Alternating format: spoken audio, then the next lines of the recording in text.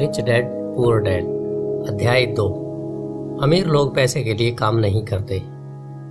Daddy, क्या आप मुझे बता सकते हैं कि अमीर कैसे बना जाए? यह सुनते ही मेरे डैडी ने अपना शाम का अखबार नीचे रख दिया।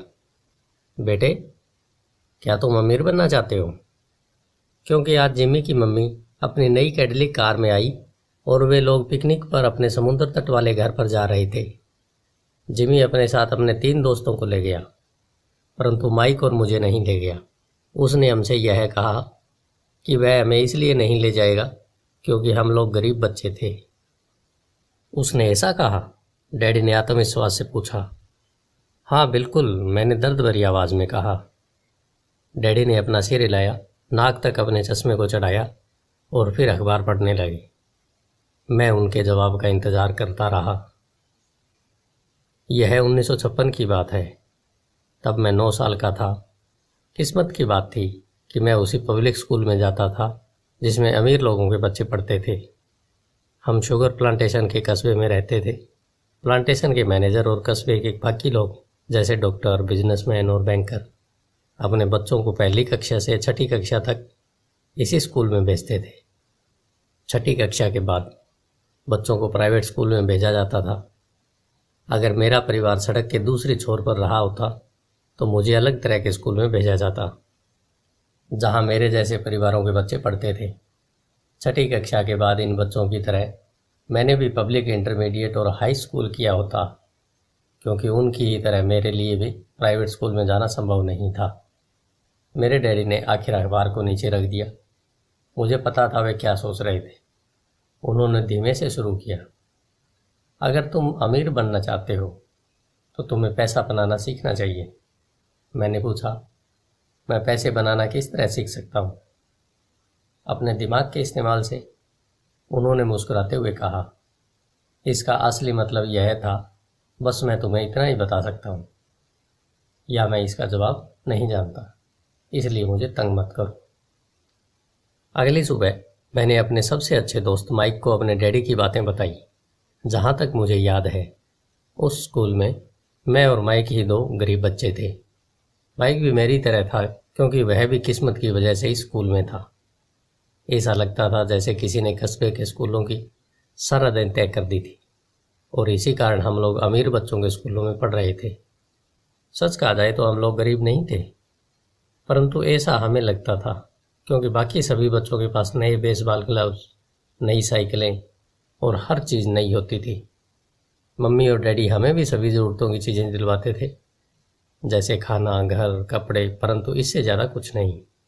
मेरे डैडी कहा करते थे, अगर तुम्हें कोई चीज़ चाहिए तो उसके लिए काम करो। हमें बहुत सी चीज़ें चाहिए थी, परंतु 9 साल के बच्चे के करने के लिए ज़्यादा काम मौजूद नहीं थे। माइक ने पूछा, तो पैसा बनाने के लिए हमें क्या करना चाहिए? मैं नहीं जानता, मैंने कहा, परंतु क्या तुम इस काम में मेरे पार्टनर बनना चाहोगे? वह राजी हो गया और उस शनिवार की सुबह माइक मेरा पहला बिजनेस पार्टनर बन गया। हम दोनों पूरी सुबह यही सोचते रहे कि पैसा किस तरह कमाया जाए। कभी कभार हम उन बेफिक्र बच्चों के बारे में बातें करते जो जिमी के समुद्र तट वाले घर पर मज़े कर रहे होंगे। इससे थोड़ी चोट पहुंचती थी, परंतु यह चोट अच्छी थी, क्योंकि इसने हमें यह सोचने के लिए प्रेरित किया कि पैसा कैसे कमाया जाए। आखिरकार उस दोपहर को हमारे दिमाग में बिजली कौंध गई। यह एक ऐसा विचार था जो माइक ने किसी विज्ञान की किताब में पढ़ा था। रोमांचित होकर हमने हाथ मिलाए और पार्टनरशिप के पास अब एक बिजनेस था।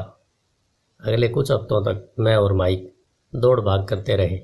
हर दरवाजे पर दस्तक देते थे और पड़ोसियों से कहते थे कि वे अपने इस्तेमाल किए हुए टूथपेस्ट ट्यूब हमारे लिए रख लें।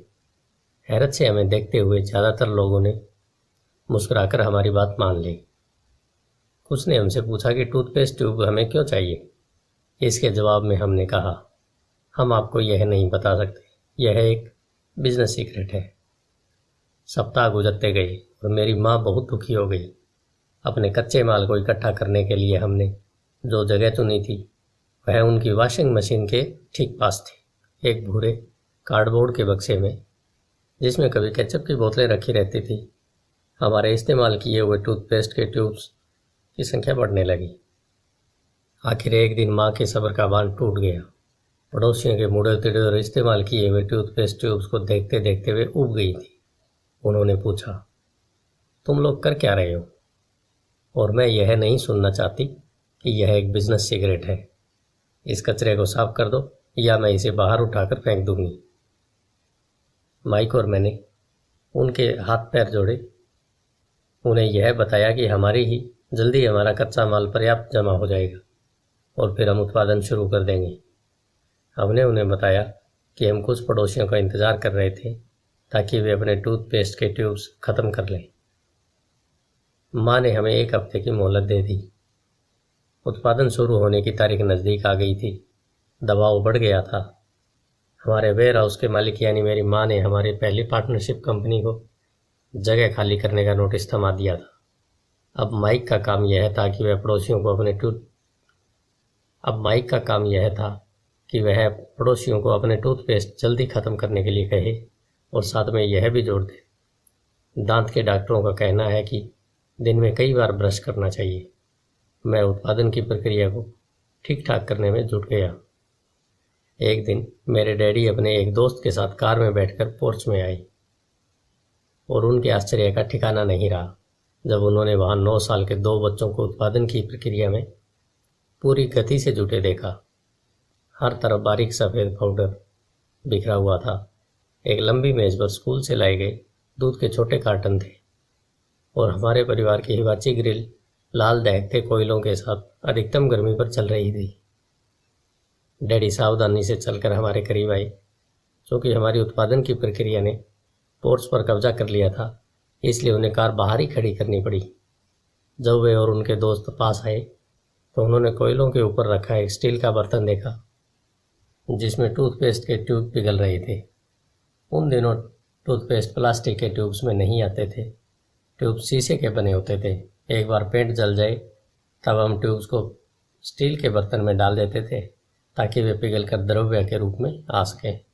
इस पिघले हुए शीशे को हम छोटे छेद वाले दूध के कार्टनों में डाल रहे थे। दूध के इन कार्टनरों में प्लास्टिक का पेरिस भरा था। हर तरफ फैला सफ़ेद पाउडर प्लास्टिक ही था जिसमें हमने पानी मिलाया था। जल्दबाजी में मैंने उसके बैग को गिरा दिया था और पूरी ज़मीन ऐसे लग रही थी जैसे वहाँ अभी अभी बर्फ़ का तूफान आया हो। दूध के कार्टन भारी बक्से थे जिनके भीतर प्लास्टर ऑफ पेरिस के सांचे थे। मेरे डैडी और उनके दोस्त हमें देखते रहे और हम पिघले हुए शीशे के प्लास्टर ऑफ पेरिस के क्यूब के ऊपर से छोटे छेद में डालते रहे। संभल कर, मेरे डैडी ने कहा। मैंने बिना सिर ऊपर उठाई हामी भर दी। आखिरकार जब शीशे को डालने का काम खत्म हो गया तो मैंने स्टील के बर्तन को नीचे रख दिया और फिर अपने डैडी की तरफ देखकर मुस्कुराया। उन्होंने हल्की मुस्कान के साथ पूछा, तुम लोग क्या कर रहे हो? हम वही कर रहे हैं जो आपने बताया था। हम अमीर बनने जा रहे हैं, मैंने कहा। हाँ, माइक ने सिर को हिलाते हुए और मुस्कुराते हुए कहा। हम दोनों पार्टनर हैं। डैडी ने पूछा, और इन प्लास्टर के सांचों में क्या है? देखिए, मैंने कहा, इनमें एक बहुत अच्छी चीज़ है। छोटे हथौड़े से मैंने सील को ठोका जिससे बाहरी खोल टूट गया। सावधानी से मैंने ऊपर के आधे प्लास्टर को हटाया और जस्ते का एक सिक्का बाहर गिर गया। हे भगवान, मेरे डैडी ने कहा। तो तुम लोग जस्ते के सिक्के डाल रहे थे? बिल्कुल सही, माइक ने कहा। हम वही कर रहे थे जैसा आपने हमसे कहा था। हम पैसा बना रहे थे। मेरे डैडी के दोस्त जोर से हंसने लगे। मेरे डैडी भी मुस्कुराए और उन्होंने अपना सिर हिलाया। उनके सामने आग और टूथपेस्ट की ट्यूब्स के बक्से के साथ सफ़ेद धूल में लिपटे हुए 2 बच्चे खड़े थे जो इस कान से उस कान तक मुस्कुरा रहे थे। उन्होंने हमसे कहा कि हम सब कुछ छोड़कर उनके साथ चले और घर के सामने वाली सीढ़ी पर बैठें। मुस्कुराते हुए उन्होंने हमें जालसाजी शब्द का मतलब समझाया। हमारे सपने धराशायी हो गए थे। तो आपका मतलब है कि यह गैरकानूनी है? माइक ने कांपती आवाज़ में पूछा। छोड़ो भी, डैडी के दोस्त ने कहा। हो सकता है कि बच्चे अपनी जन्मजात प्रतिभा को विकसित कर रहे हों। मेरे डैडी हमें घूरते रहे। हाँ, यह गैरकानूनी है, डैडी ने नरमी से कहा, परंतु तुम लोगों ने यह साबित कर दिया कि तुम में बहुत ज़्यादा रचनात्मकता और मौलिक विचार हैं। इसी तरह आगे बढ़ते रहो मुझे तुम पर गर्व है। निराश होकर माइक और मैं तकरीबन 20 मिनट तक चुपचाप अपना सिर पकड़कर बैठे रहे। इसके बाद हमने सारा आटाला साफ करना शुरू कर दिया।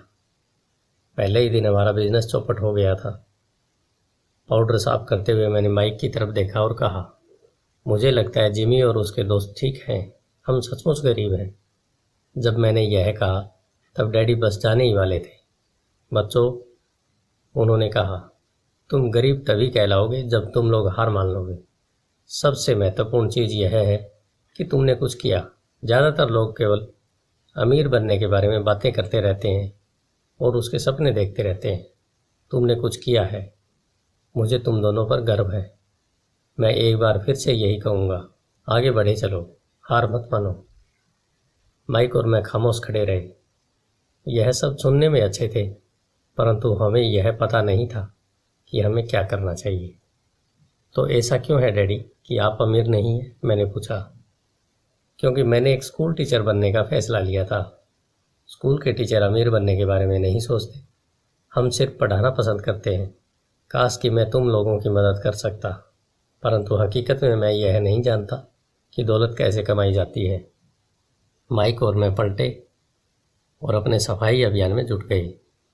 डैडी ने कहा, अगर तुम लोग यह सीखना ही चाहते हो कि अमीर कैसे बना जाता है तो मुझसे मत पूछो। माइक, तुम अपने डैडी से ही यह सवाल पूछो। मेरे डैडी? माइक ने हैरानी से कहा। हाँ, तुम्हारे डैडी। मेरे डैडी ने मुस्कुराकर दोहराया। तुम्हारे डैडी और मेरा बैंकर एक ही है और वह तुम्हारे डैडी की बहुत तारीफ करता है। उसने मुझे कई बार यह बताया है कि पैसा बनाने में तुम्हारे डैडी का कोई जवाब नहीं है। मेरे डैडी? माइक ने एक बार फिर हैरानी से पूछा। फिर ऐसा क्यों है कि स्कूल के अमीर बच्चों की तरह हमारे पास शानदार कार और आलीशान बंगला नहीं है? शानदार कार और आलीशान बंगले के होने का यह मतलब नहीं कि आप निश्चित रूप से अमीर हैं या आप पैसा बनाने की कला जानते हैं। डैडी ने जवाब दिया, जिमी के डैडी शुगर प्लांटेशन में काम करते हैं। उनमें और मुझ में ज़्यादा फर्क नहीं है। वे एक कंपनी के लिए काम करते हैं और मैं सरकार के लिए। कंपनी उन्हें कार खरीद कर दे देती है। इस समय शक्कर की कंपनी आर्थिक संकट में फंसी हुई है और जिमी के डैडी के पास जल्द ही कुछ नहीं बचेगा। तुम्हारे डैडी अलग है माइक। ऐसा लगता है कि वे एक साम्राज्य बनाने जा रहे हैं और मेरा अंदाज़ा है कुछ ही सालों में बहुत अमीर बन जाएंगे। यह सुनकर माइक और मैं एक बार फिर रोमांचित हो गए। नए उत्साह से हमने अपने डूबे हुए व्यवसाय के कचरे को साफ करना शुरू कर दिया। जब हम सफाई कर रहे थे तो हमने यह भी योजना बना ली कि कब और कैसे माइक के डैडी से बात की जाए। समस्या यह थी कि माइक के डैडी बहुत ज़्यादा काम करते थे और देर रात तक घर नहीं लौटते थे।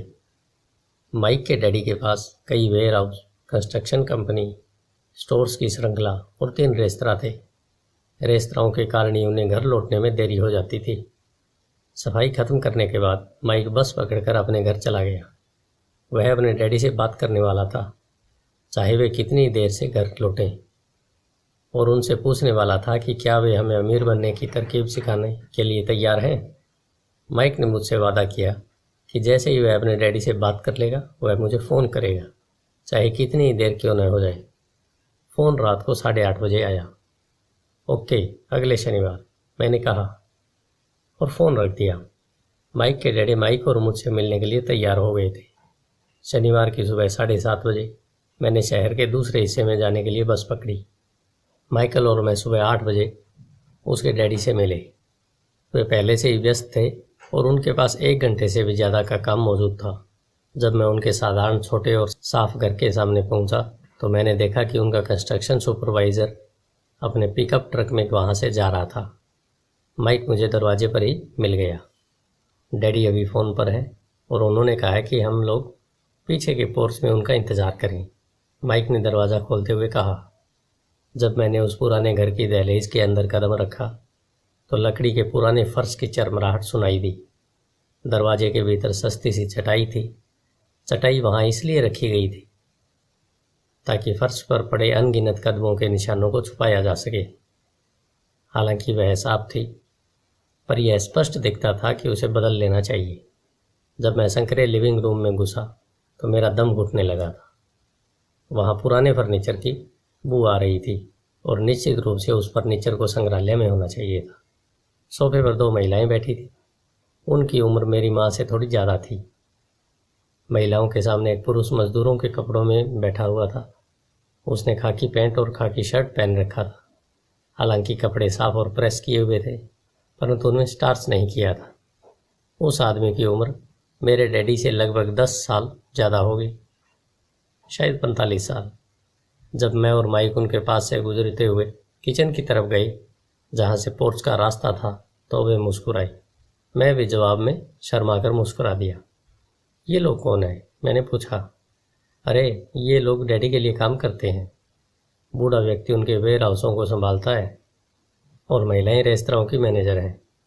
और तुमने उस कंस्ट्रक्शन सुपरवाइज़र को तो देखा ही होगा, जो यहाँ से 50 मील दूर एक सड़क परियोजना पर काम कर रहा है। उनका दूसरा सुपरवाइज़र, जो बहुत से घर बना रहा है, वह तुम्हारे आने से पहले ही जा चुका है।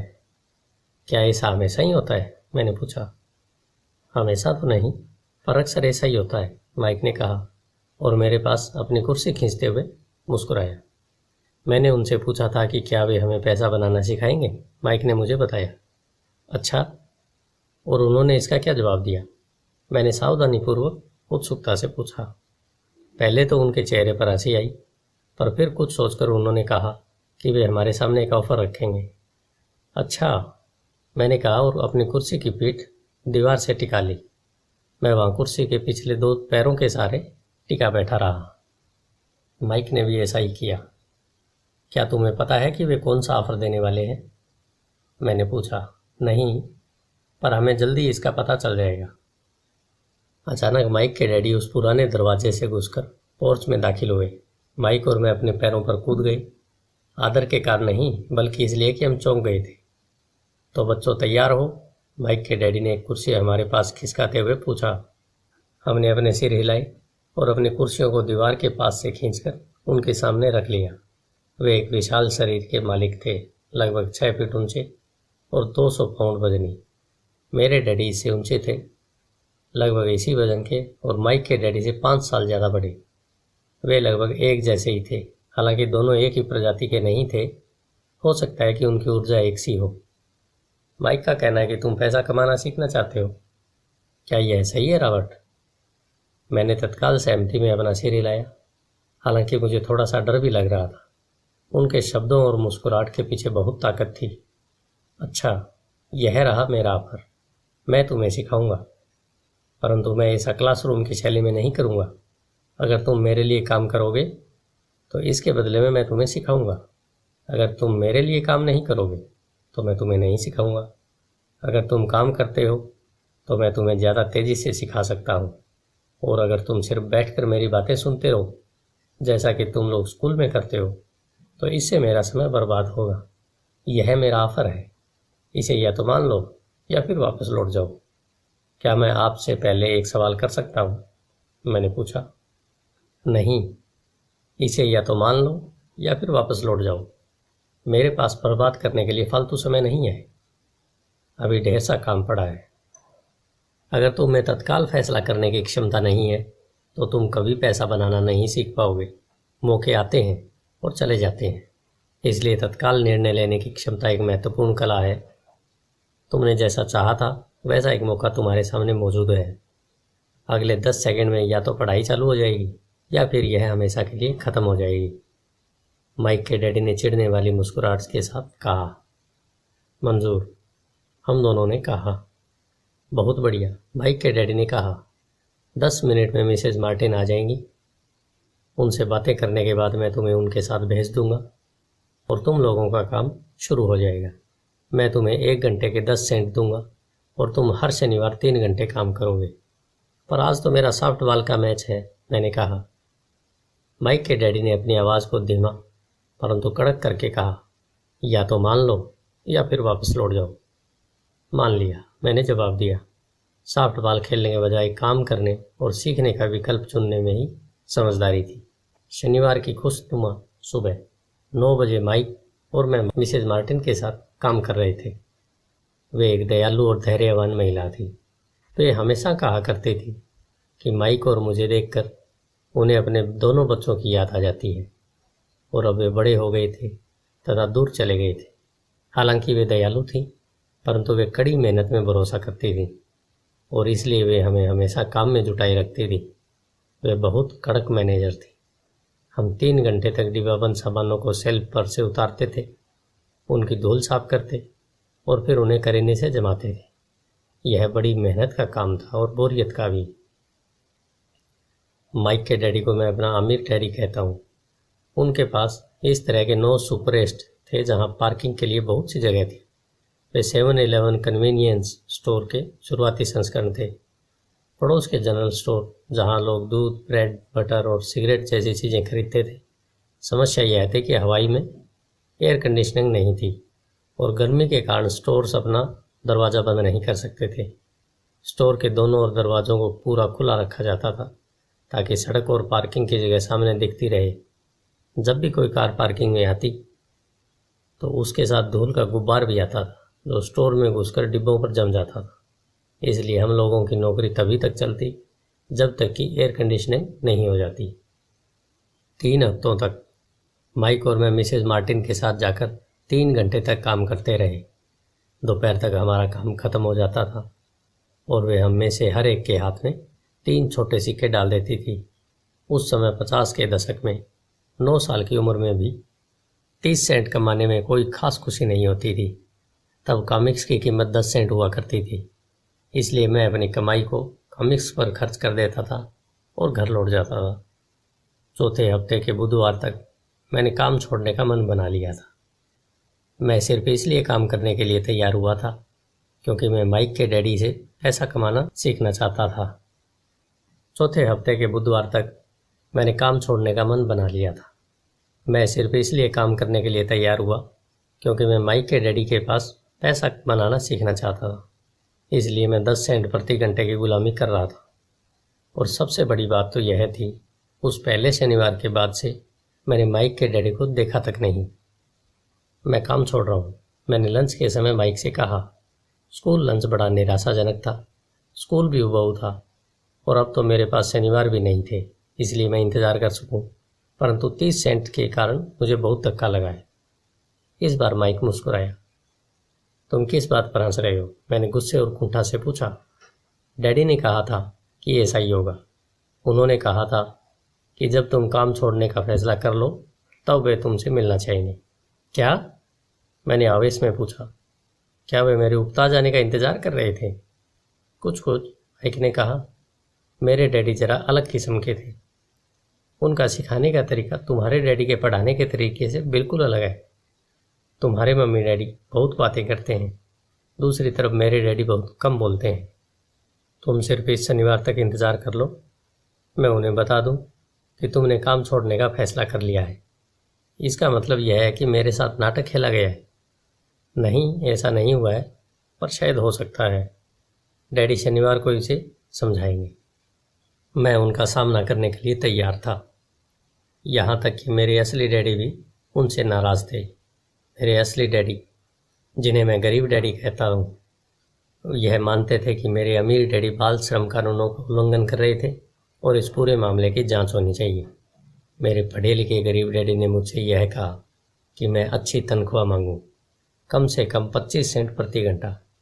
मेरे गरीब डैडी ने मुझसे कहा कि अगर मेरी तनख्वाह नहीं बढ़ती तो मुझे तत्काल नौकरी छोड़ देनी चाहिए, और वैसे भी तुम्हें इस घटिया काम की ज़रूरत नहीं है, मेरे गरीब डैडी ने झल्लाकर कहा। शनिवार को सुबह 8 बजे मैं एक बार फिर माइक के घर में उसी पुराने दरवाजे के अंदर घुस रहा था। कुर्सी पर बैठो और लाइन में इंतज़ार करो, माइक के डैडी ने मेरे घुसते ही कहा। फिर वे अंदर जाकर अपने छोटे से ऑफिस में बैठ गए जो बेडरूम के पास था। मैंने कमरे के चारों तरफ देखा, परंतु मुझे माइक नहीं दिखा। अजीब सा महसूस करते हुए मैं उन्हीं दोनों महिलाओं के बगल में बैठ गया जो मुझे 4 हफ्ते पहले वहीं पर मिली थी। वे मुस्कुराई और सोफे पर थोड़ी सी खिसक गई ताकि मैं भी बैठ सकूं। 45 मिनट गुजर गए थे और मैं उबल रहा था। दोनों महिलाएं उनसे मिलकर तकरीबन 30 मिनट पहले वहाँ से जा चुकी थी। एक बूढ़ा सा आदमी वहाँ 20 मिनट तक बैठा और फिर वह भी निकलकर चला गया। घर खाली था और हवाई में खुशनुमा सुबह को मैं सीलन भरे अंधेरे लिविंग रूम में बैठा हुआ था और इस बात का इंतज़ार कर रहा था कि एक लालची और बच्चों का शोषण करने वाला आदमी मुझसे बातें करे। मैं सुन सकता था कि वे फ़ोन पर बातें कर रहे थे, ऑफिस में इधर उधर के काम कर रहे थे और मुझे नज़रअंदाज कर रहे थे। मेरी इच्छा तो हो रही थी कि मैं उस घमंडी आदमी से बिना मिले ही घर लौट जाऊं, पर किसी वजह से रुक गया। आखिर 15 मिनट बाद ठीक 9 बजे अमीर डैडी अपने ऑफिस से बाहर निकले। बिना कुछ कहे उन्होंने हाथ से मुझे इशारा किया कि मैं उनके दड़बे नुमा ऑफिस में आ जाऊं। अमीर डैडी ने ऑफिस की कुर्सी में बैठते हुए कहा, या तो तुम्हारी तनख्वाह बढ़ाई जाए या तुम काम छोड़ रहे हो, है ना? हाँ, समझौते के मुताबिक आप अपनी शर्त पूरी नहीं कर रहे हैं, मैंने लगभग आंसुओं से भीगे स्वर में कहा। 9 साल के बच्चे के लिए एक वयस्क का सामना करना बहुत ज़्यादा डरावना था। आपने कहा था कि अगर मैं आपके लिए काम करूंगा तो आप मुझे पैसा कमाना सिखाएंगे। अपनी तरफ से मैंने आपके लिए काम किया है, मैंने कड़ी मेहनत की है। इस काम के लिए मैंने अपने बेसबॉल गेम की भी कुर्बानी दी है और अब आप अपने वादे से मुकर रहे हैं। आपने मुझे कुछ भी नहीं सिखाया। आप धोखेबाज हैं, जैसा शहर के सभी लोग कहते हैं। आप लालची हैं, आप केवल पैसा कमाना चाहते हैं और अपने कर्मचारियों का बिल्कुल ध्यान नहीं रखते। आपने मुझे इतनी देर तक बाहर बिठाए रखा और मेरी जरा भी इज्जत नहीं की। मैं एक छोटा सा बच्चा हूँ और आपको मेरे साथ इससे बेहतर बर्ताव करना चाहिए था। अमीर डैडी अपनी कुर्सी में पीछे झुक गए। अपने हाथों को ठुड्डी तक लाकर उन्होंने मुझे घूरा। ऐसा लग रहा था जैसे वे मेरा विश्लेषण कर रहे हों। बुरा नहीं है, उन्होंने कहा। 1 महीने से भी कम समय में तुम वही भाषा बोल रहे हो जो मेरे ज़्यादातर कर्मचारी बोलते हैं। क्या? मैंने पूछा। मैं समझ नहीं पा रहा था कि वे क्या कह रहे थे और इसलिए मैंने अपना दुखड़ा रोना चालू रखा। मुझे लगता था कि आप अपने वादे पर कायम रहेंगे और मुझे कुछ सिखाएंगे। इसके बजाय आप तो मुझ पर अत्याचार करना चाहते हैं। यह तो जुल्म है, सरासर जुल्म। मैं तुम्हें सिखा तो रहा हूँ, डैडी ने धीमे सी आवाज़ में कहा। आपने मुझे क्या सिखाया? कुछ भी नहीं, मैंने गुस्से में कहा। एक बार मैं चंद सिक्कों में काम करने के लिए तैयार हो गया, उसके बाद तो आपने मुझसे बात तक नहीं की। 10 सेंट प्रति घंटे। मैं आपकी शिकायत सरकार से करूँगा। हमारे देश में भी बाल श्रम कानून है। आप तो जानते ही हैं कि मेरे डैडी सरकार के लिए काम करते हैं। शाबाश, अमीर डैडी ने कहा। अब तुम उन ज़्यादातर लोगों की भाषा बोल रहे हो जो कभी मेरे लिए काम करते थे। वे लोग जिन्हें या तो मैंने नौकरी से निकाल दिया या जिन्होंने खुद ही नौकरी छोड़ दी। तो इस बारे में आपको क्या कहना है? मैंने पूछा और मुझे यह लग रहा था कि कम उम्र के बावजूद मैं बहादुरी से बातें कर रहा था। आपने मुझसे झूठ बोला। मैंने आपके लिए काम किया और आपने वादा पूरा नहीं किया। आपने मुझे कुछ भी नहीं सिखाया। कौन कहता है कि मैंने तुम्हें कुछ नहीं सिखाया है? मेरे अमीर डैडी ने शांति से कहा। मैंने 3 हफ्ते तक काम किया और इसी बीच आपने सिखाना तो दूर रहा, मुझसे कभी बात तक नहीं की। मैंने व्यंग भरे अंदाज में कहा। क्या सिखाने का मतलब केवल भाषण या बातचीत ही होता है? अमीर डैडी ने पूछा। और क्या, मैंने जवाब दिया। इस तरह से वे तुम्हें स्कूल में सिखाते हैं? उन्होंने मुस्कुराकर कहा। परंतु जिंदगी तुम्हें इस तरह नहीं सिखाती और मेरा यह मानना है कि ज़िंदगी सबसे बढ़िया टीचर होती है। ज़्यादातर वक्त ज़िंदगी आपसे बातें नहीं करती, यह एक तरह से आपको धक्का देती है। हर धक्के के जरिए ज़िंदगी आपसे कहती है, जाग जाओ, मैं तुम्हें कुछ सिखाना चाहती हूँ। यह आदमी किसी बेसिर पैर की बातें कर रहा था। मैंने अपने आप से पूछा, ज़िंदगी अगर मुझे धक्का देती है तो इसका मतलब है कि ज़िंदगी मुझसे बातें करती है। अब मैं जान चुका था कि मुझे यह काम तत्काल छोड़ देना चाहिए। मैं किसी ऐसे आदमी से बातें कर रहा था जो पागल था और जिसे ताले में बंद रखने की ज़रूरत थी। अगर तुम ज़िंदगी के सबक सीखते हो तो इससे तुम्हें बहुत फ़ायदा होगा। अगर तुम ऐसा नहीं करते हो तो ज़िंदगी तुम्हें लगातार धक्के देती रहेगी। लोग 2 चीज़ें करते हैं। कुछ लोग ज़िंदगी के धक्के को सहन करते चले जाते हैं, बाकी लोग गुस्सा हो जाते हैं और ज़िंदगी को धक्का दे देते हैं। परंतु वे धक्के देते हैं अपने बॉस को, अपने काम को, अपनी पत्नी या पति को। वे यह नहीं जानते कि ज़िंदगी उन्हें धक्का दे रही है। मैं नहीं जानता था कि वे किस बारे में बात कर रहे थे। जिंदगी हम सबको धक्के मारती है। कुछ लोग हार मान लेते हैं, बाकी के लोग लड़ते हैं, कुछ लोग सबक सीख लेते हैं और आगे बढ़ जाते हैं। वे जिंदगी के धक्कों का स्वागत करते हैं। इन गिने चुने लोगों के लिए इसका मतलब यह होता है कि उन्हें कुछ नया सीखना चाहिए। वे सीखते हैं और आगे बढ़ जाते हैं। ज़्यादातर लोग छोड़ देते हैं और कुछ लोग तुम्हारी तरह लड़ते भी हैं। अमीर डैडी खड़े हो गए और उन्होंने टूटी फूटी खिड़की को बंद कर लिया। अगर तुम यह सबक सीख लेते हो तो तुम एक समझदार, अमीर और सुखी युवक बन सकते हो। अगर तुम यह नहीं सीखते तो तुम जिंदगी भर अपनी समस्याओं के लिए अपनी नौकरी, कम तनख्वाह या अपने बॉस को कोसते रहोगे। तुम हमेशा ऐसे बड़े मौके की उम्मीद करते रहोगे जो आए और तुम्हारी आर्थिक समस्याओं को सुलझा दे। अमीर डैडी ने मेरी तरफ देखा कि क्या मैं अब भी उनकी बातें सुन रहा हूँ। उनकी आंखें मेरी आंखों से मिली। हम एक दूसरे की तरफ देखते रहे और हमारी आंखों के बीच संप्रेषण की धाराएं बहने लगी। आखिर जब मैं उनके संदेश का मतलब समझ गया तो मैंने अपनी नज़रें झुका ली। मैं जान गया था कि वे सही थे। मैं उन्हें दोषी ठहरा रहा था, जबकि सीखने की जिद मेरी ही थी। मैं फालतू में ही लड़ रहा था। अमीर डैडी ने कहा, अगर आप इस तरह के आदमी हैं जिसमें हिम्मत नहीं है तो आप जिंदगी के हर थपेड़े के सामने हार मान जाते हैं।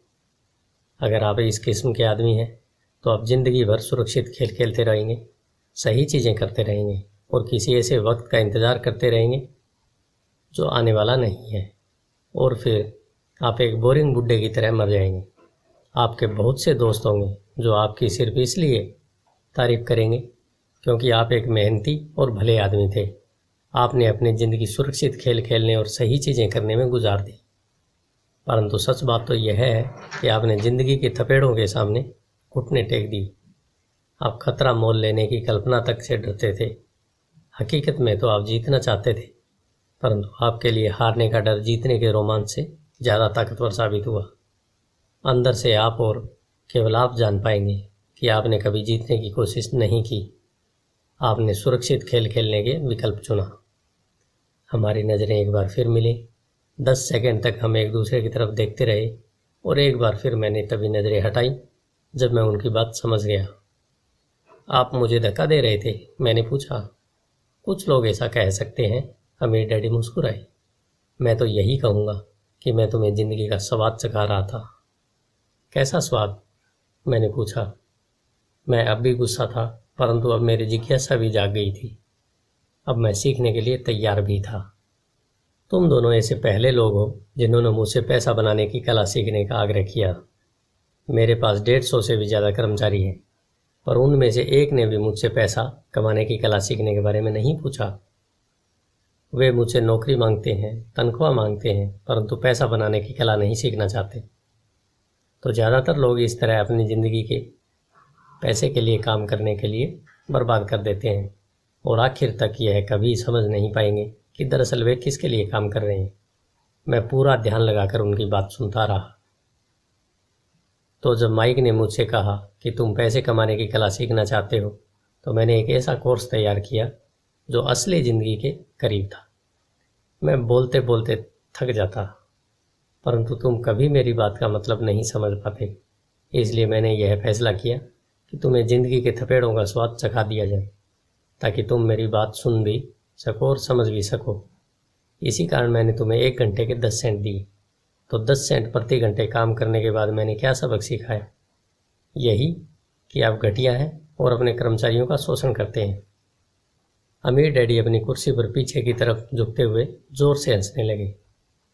जब उनकी हंसी बंद हुई तो उन्होंने कहा, अच्छा होगा अगर तुम अपना सोचने का नज़रिया बदल लो। मुझे समस्या मत बनाओ, मुझे दोष देना छोड़ दो। अगर तुम सोचते हो कि तुम्हारी समस्या मैं हूँ तो तुम्हें मुझे बदलना चाहिए। इसके बजाय अगर तुम्हें यह लगता है कि तुम्हारी समस्या तुम खुद हो तो तुम खुद को बदल सकते हो, सीख सकते हो और ज़्यादा समझदार बन सकते हो। ज़्यादातर लोग चाहते हैं कि दुनिया का हर आदमी बदल जाए, बस हम खुद ही नहीं बदले। मैं तुम्हें यह बता दूं कि किसी दूसरे को बदलने से ज़्यादा आसान है यह कि खुद को बदला जाए। मैं आपकी बात ठीक से समझ नहीं पाया। मैंने कहा, अपनी समस्याओं के लिए मुझे दोष देना छोड़ दो। अमीर डैडी ने अधीरता से कहा, पर आपने मुझे सिर्फ 10 सेंट का ही वेतन दिया। तो तुमने क्या सीखा? अमीर डैडी ने मुस्कुरा कर पूछा। यही कि आप घटिया हैं, मैंने शरारत भरी मुस्कान के साथ कहा। अच्छा, तो तुम यह सोचते हो कि समस्या मैं हूँ? अमीर डैडी ने कहा। वो तो आप हैं ही। खैर, इसी तरीके से सोचते रहो और तुम जिंदगी भर कुछ नहीं कर पाओगे। अगर तुम्हारा नज़रिया यही है कि समस्या मैं हूँ, तो तुम्हारे पास क्या विकल्प रह जाते हैं? अगर आप मेरी तनख्वाह नहीं बढ़ाते या मुझे ज़्यादा इज्जत नहीं देते, तो मैं काम छोड़कर चला जाऊँगा। ठीक है, अमीर डैडी ने कहा, और ज़्यादातर लोग यही करते हैं।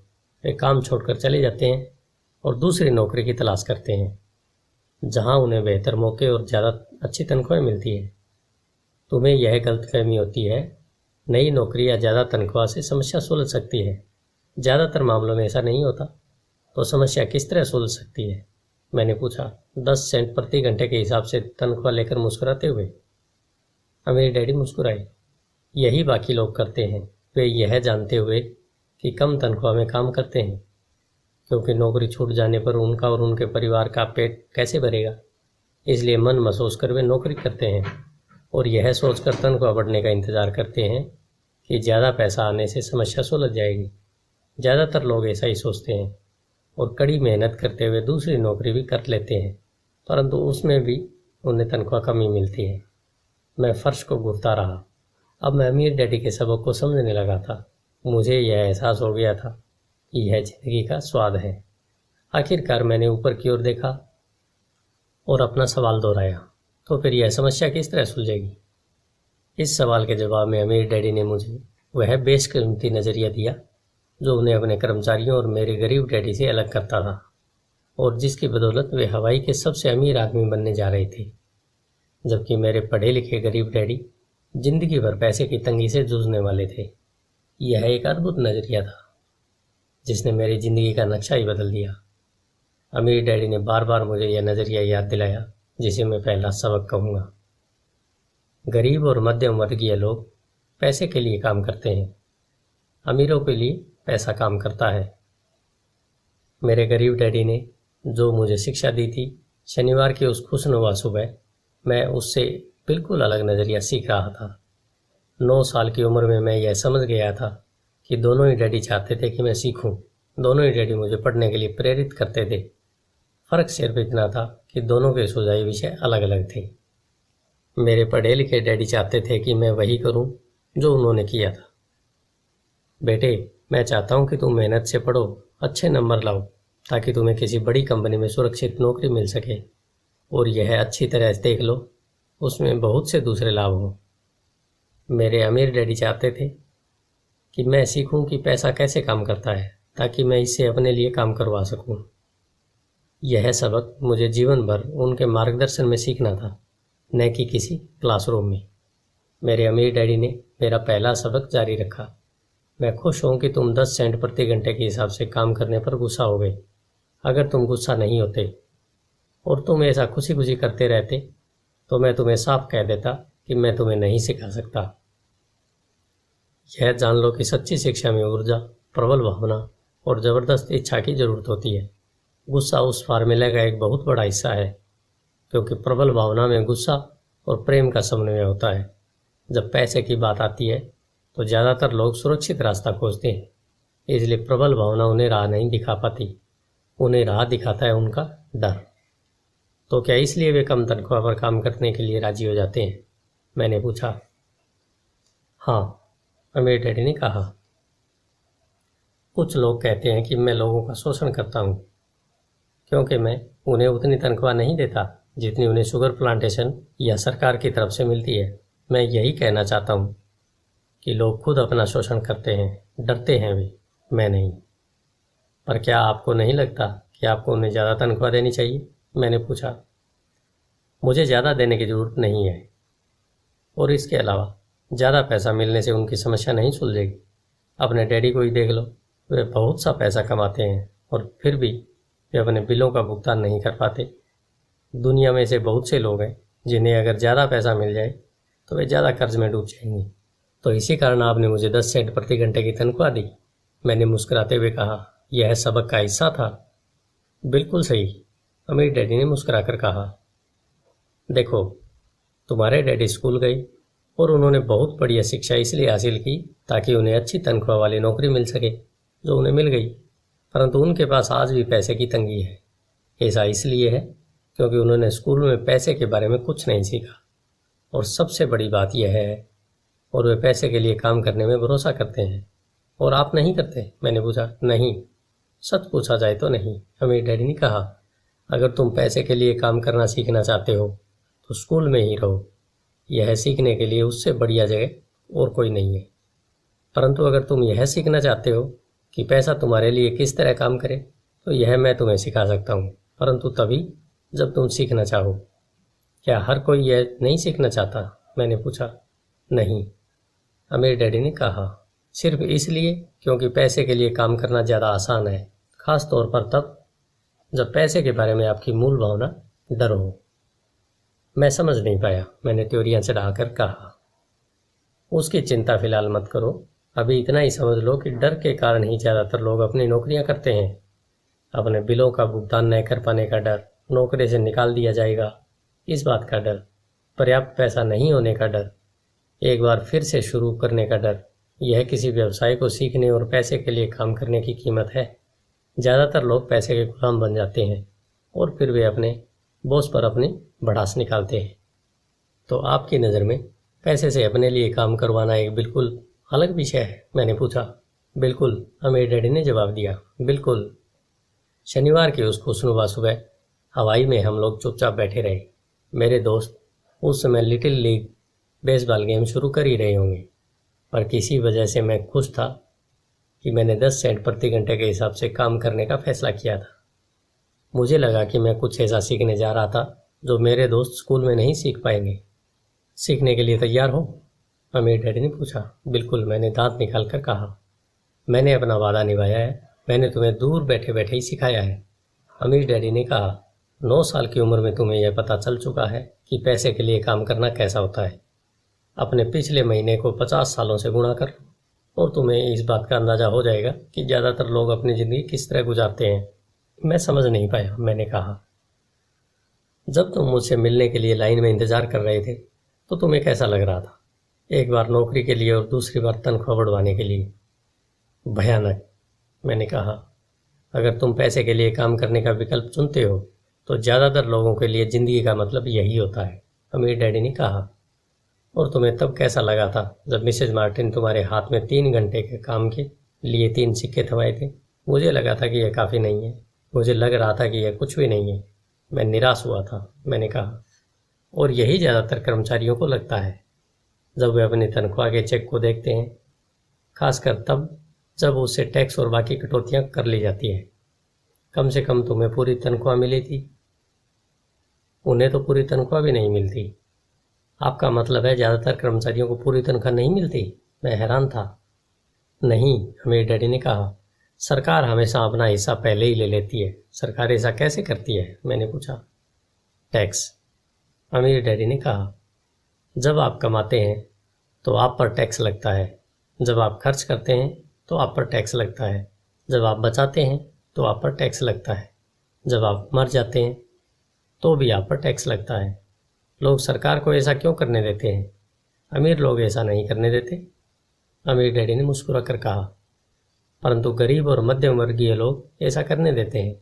मैं दावा करता हूँ कि मैं तुम्हारे डैडी से ज़्यादा कमाता हूँ, परंतु वे ज़्यादा टैक्स देते हैं। यह कैसे संभव है? मैंने पूछा। 9 साल का बच्चा इस अजीब आंकड़े को समझ नहीं पा रहा था। कोई आदमी सरकार को ऐसा करने की इजाज़त कैसे दे सकता है? अमीर डैडी चुपचाप बैठे रहे। मैं समझ गया कि वे चाहते थे कि मैं सुनूं, न कि उनसे फालतू सवाल पूछूं। आखिर मैं शांत हो गया। जो मैंने सुना था वह मुझे अच्छा नहीं लगा था। मैं जानता था कि मेरे डैडी हमेशा टैक्स का रोना रोते रहते थे, परंतु दरअसल इस बारे में वे कुछ भी नहीं कर पाते थे। क्या जिंदगी उन्हें धक्का दे रही थी? अमीर डैडी मेरी तरफ देखते हुए अपनी कुर्सी में धीमे धीमे और खामोशी से हिलने लगे। सीखने के लिए तैयार हो? उन्होंने पूछा। मैंने अपना सिर धीमे से हिलाया। जैसा मैंने कहा, सीखने के लिए बहुत कुछ है। पैसे से अपने लिए काम कैसे करवाया जाए, यह जिंदगी भर चलने वाली पढ़ाई है। ज़्यादातर लोग 4 साल के लिए कॉलेज जाते हैं और उनकी पढ़ाई पूरी हो जाती है। मैं पहले से ही जानता हूँ कि मेरी धन संबंधी पढ़ाई जीवन भर चलेगी, और इसकी वजह यह है कि मैं जितना ज़्यादा जान लेता हूँ चलता है, उससे भी ज़्यादा जानने की मेरी जिज्ञासा बढ़ती चली जाती है। ज़्यादातर लोग इस विषय को कभी नहीं पढ़ते। वे नौकरी पर जाते हैं, अपनी तनख्वाह लेते हैं, अपनी चेकबुक को बैलेंस करते हैं और बात खत्म हो जाती है। इसके बाद भी उन्हें अचरज होता है कि उनके जीवन में पैसे की समस्याएं क्यों हैं। फिर वे सोचते हैं कि ज़्यादा पैसों से उनकी समस्या हल हो जाएगी। बहुत कम लोगों को यह एहसास होता है कि असली समस्या धन संबंधी शिक्षा या ज्ञान की है। तो मेरे डैडी को टैक्स की समस्या इसलिए है क्योंकि उनमें पैसे की समझ नहीं है। मैंने विचलित होकर पूछा। देखो, अमीर डैडी ने कहा, पैसे के लिए अपने लिए कैसे काम करवाया जाए? टैक्स तो उस शिक्षा का सिर्फ एक हिस्सा है। आज जो मैं सिर्फ यह देखना चाहता था कि तुम में अब भी पैसे के बारे में सीखने की प्रबल इच्छा बची है या नहीं। ज़्यादातर लोगों में सीखने की प्रबल इच्छा नहीं होती। वे स्कूल जाना चाहते हैं, कोई व्यवसाय सीखना चाहते हैं, अपनी नौकरी में मज़े करना चाहते हैं और ढेर सारा पैसा कमाना चाहते हैं। एक दिन वे तब जागते हैं जब उनके सामने पैसे की समस्या आ जाती है, और तब वे काम करना बंद नहीं कर सकते। पैसे के लिए काम करने की यही कीमत होती है और उन्हें यह कीमत चुकाना ही पड़ता है। अगर वे पैसे से अपने लिए काम करवाना सीख लेते तो उनके सामने यह समस्या नहीं आती। तो तुम में अब सीखने की, जानने की जिज्ञासा है? अमीर डैडी ने पूछा। अच्छा, अमीर डैडी ने कहा, अब काम पर वापस जाओ और इस बार मैं तुम्हें बिल्कुल तनख्वाह नहीं दूंगा। मैंने हैरानी से पूछा, तुमने सही सुना, तनख्वाह बंद? तुम हर शनिवार 3 घंटे उसी तरह काम करोगे, परंतु इस बार तुम्हें 10 सेंट प्रति घंटे के हिसाब से तनख्वाह नहीं मिलेगी। तुम्हें तो कहा है कि तुम पैसे के लिए काम करना नहीं सीखना चाहते, इसलिए मैं तुम्हें बदले में कुछ भी नहीं दूंगा। मैंने माइक से पहले ही बात कर ली है, वह पहले से ही काम पर है। मुफ्त में डिब्बों की सफाई कर रहा है और उन्हें करीने से जमा रहा है। अब तुम भी जल्दी से जाकर काम में जुट जाओ। यह ठीक नहीं है, मैं चिल्लाया। आपको कुछ न कुछ तनख्वाह तो देनी चाहिए। तुमने कहा था कि तुम सीखना चाहते हो। अगर तुम इस बात को अभी नहीं सीख पाओगे तो तुम भी उन्हीं 2 महिलाओं और बूढ़े आदमी की तरह बन जाओगे जो मेरे लिविंग रूम में बैठे थे। ये लोग पैसे के लिए काम करते हैं और डरते हैं कि उन्हें मैं नौकरी से निकालने दूँ। या तुम अपने डैडी की तरह बन जाओगे जो पैसा तो बहुत कमाते हैं परंतु गले तक कर्ज में डूबे रहते हैं। शायद उन्हें यह उम्मीद रहती है ज़्यादा पैसे से उनकी समस्याएं सुलझ जाएंगी। अगर तुम यही चाहते हो तो मैं एक बार फिर 10 सेंट के अपने पुराने वादे पर लौटने को तैयार हूँ। या तुम वह कर सकते हो जो ज़्यादातर लोग करते हैं, इस बारे में शिकायत करो कि तनख्वाह बहुत कम है और तुम यह नौकरी छोड़कर दूसरी नौकरी तलाश शुरू कर दो। मेरी समझ में नहीं आ रहा था कि मैं क्या करूँ। मैंने पूछा। अमीर डैडी ने अपने सिर पर उंगली रखी। इसका इस्तेमाल करो। उन्होंने कहा, अगर तुम इसका सही इस्तेमाल करोगे तो तुम मुझे जल्द ही इस बात के लिए धन्यवाद दोगे कि मैंने तुम्हें मौका दिया और एक दिन तुम बहुत अमीर आदमी बन जाओगे। मैं वहाँ यह सोचते हुए खड़ा था कि मुझे कितना घटिया विकल्प दिया गया है। मैं यहाँ अपनी तनख्वाह बढ़वाने आया था और अब मुझे मुफ्त में काम करने के लिए कहा जा रहा है। अमीर डैडी ने एक बार फिर अपनी उंगली को सिर पर रखा और कहा, इसका इस्तेमाल करो। अब यहाँ से जाओ और अपने काम में जुट जाओ। सबक 1, अमीर लोग पैसे के लिए काम नहीं करते। मैंने अपने गरीब डैडी को यह नहीं बताया कि अब मैं मुफ्त में काम कर रहा हूँ। उन्हें यह समझ में नहीं आता। मैं उन्हें इसकी वजह ठीक से इसलिए नहीं समझा सकता था क्योंकि मैं खुद भी इसे ठीक से नहीं समझ पाया था। अगले 3 हफ्ते माइक और मैं 3 घंटे तक हर शनिवार को काम करते रहे, मुफ्त में। काम बहुत परेशानी वाला नहीं था और वक्त गुजरने के साथ साथ यह ज़्यादा आसान होता जा रहा था। मुझे अफसोस था तो अपने छूटे हुए बेसबॉल गेम्स और कॉमिक्स का। अब मैं उनका मज़ा नहीं ले सकता था। तीसरे हफ्ते दोपहर में अमीर डैडी आए। हमने उनके ट्रक के पार्किंग में आने की आवाज़ सुनी। वे स्टोर में घुसे और उन्होंने मिसेज मार्टिन को गले लगाकर अभिवादन किया। स्टोर में क्या चल रहा है यह जानने के बाद वे आइसक्रीम फ्रीजर के पास गए, उसमें से 2 आइसक्रीम निकाली, उनका दाम चुकाया और इसके बाद मेरी और माइक की तरफ इशारा करके कहा, चलो घूमने चलते हैं। हम सड़क के पार गए, कुछ कारों को चकमा दिया और एक बड़े घास के मैदान में टहलने लगे जहाँ कुछ वयस्क सॉफ्ट बॉल खेल रहे थे। दूर की पिकनिक टेबल पर बैठकर उन्होंने माइक और मुझे आइसक्रीम दी। कैसा चल रहा है? बढ़िया, माइक ने कहा। मैंने सहमति में सिर हिलाया। कुछ और सीखा? अमीर डैडी ने पूछा। माइक और मैंने एक दूसरे की तरफ देखा, अपने कंधे उचकाए और अपने सिर को नहीं में एक सा हिलाया। अच्छा यह होगा कि तुम बचपन से ही यह सोचना चालू कर दो। तुम अगर जिंदगी के सबसे बड़े सबक को देख रहे हो, अगर तुम इस सबक को सीख लेते हो तो तुम बहुत ज़्यादा आज़ादी और सुरक्षा भरी जिंदगी का सुख ले सकते हो। अगर तुम यह सबक नहीं सीख पाते हो तो तुम भी मिसेज मार्टिन और इस पार्क में खेल रहे ज़्यादातर लोगों की तरह बन जाओगे। वे बहुत ज़्यादा मेहनत करते हैं, परंतु उनके बदले में उन्हें बहुत कम पैसे मिलते हैं। वे नौकरी की सुरक्षा के मोह में फंसे रहते हैं। हर साल मिलने वाली 3 हफ्ते की छुट्टियां और 45 साल तक काम करते रहने के बाद मिलने वाली थोड़ी सी पेंशन का सपना देखते रहते हैं। अगर इस तरह की ज़िंदगी जीने में तुम्हें सुख मिलता है तो मैं तुम्हारी तनख्वाह बढ़ाकर 25 सेंट प्रति घंटे कर सकता हूँ। परंतु ये लोग अच्छे लोग हैं और मेहनती भी हैं, फिर आप उनका मजाक क्यों उड़ा रहे हैं? मैंने पूछा। अमीर डैडी के चेहरे पर मुस्कान आ गई। मिसेज मार्टिन मेरे लिए माँ जैसी है। मैं इतना कठोर नहीं हो सकता कि उनका मजाक उड़ाऊँ। यह कठोर लगता ज़रूर है क्योंकि मैं तुम दोनों के सामने स्थिति स्पष्ट करना चाहता हूँ, और वह भी आसान शब्दों में। मैं तुम्हारे नज़रियों को बड़ा करना चाहता हूँ ताकि तुम कुछ आगे भी देख सको, दूर तक देख सको। ज़्यादातर लोगों को आगे देखने का फ़ायदा कई बार सिर्फ इसलिए नहीं मिल पाता क्योंकि उनके देखने का दायरा बहुत छोटा होता है। ज़्यादातर लोग जिस जाल में फंसे हुए हैं वे उसे देख ही नहीं पाते।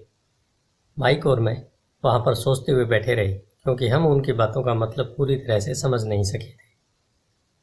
उनकी बातें सुनने में कठोर और कड़वी लग रही थी, परंतु हम यह भी जानते थे वे हमें कुछ सिखाने की काफ़ी कोशिश कर रहे थे। मुस्कुराहट के साथ अमीर डैडी ने कहा, क्या 25 सेंट प्रति घंटे ऑफर अच्छा नहीं लगा?